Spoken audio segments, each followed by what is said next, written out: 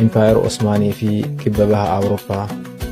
Humni Islaamaa jalqaba Khulafaa ur-Raashiduuna ta'an boodarra ammoo Kaliifeet Umayyad jalatti irra deddeebiidhaan Impaayera Bizaantiin kan Levaant bulchaa ture irratti haleellaa raawwate. Yaalii godhaa turetti milkaa'ee bara 638tti Siiriyaa, 642tti Masrii qabate.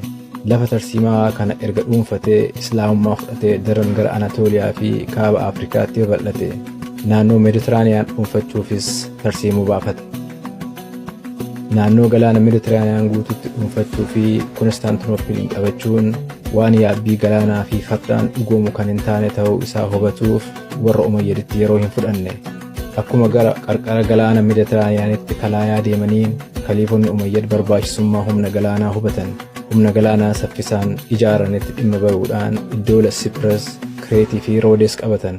Warra Umayyad hunda caalatti akka agarsiisa irree isaaniitti kan hubatan, mo'atan ammoo akka badhaasa guddaatti kan fudhatan yoo Konstaantinoopil Istaanbul har'aa qabatan akka ta'etti hubatan. Konstaantinoopiliin muummee Bizaantiin qabachuuf weerara marsaa lamaa geggeessan. Marsaa jalqabaa bara 674 hanga 678tti humni Umayyad Konstaantinoopiliin marsee haleellaa adda addaa taasisuus magaalattii to'achuu irratti hin milkoofne. Humna galaanaa Umayyad kan gidaara Konstaantinoopil cabsuu fi ibidda Giriik dhaamsuu dadhabe irra miidhaa hamatu qaqqabe. Dhumarratti duubatti gara irraa dhufetti deebi'uufis dirqame.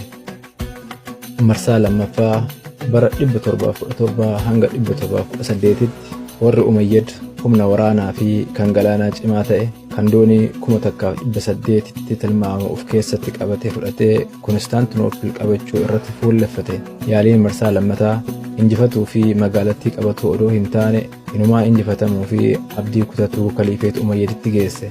Fashaluu yaalii marsaa lammaffaa booda Kaliifonni Islaamaa dhufaa dhufaan hawwii Konstaantinoopil qabachuu jaarraa hedduuf akka irraanfataniif isaan dirqisiise.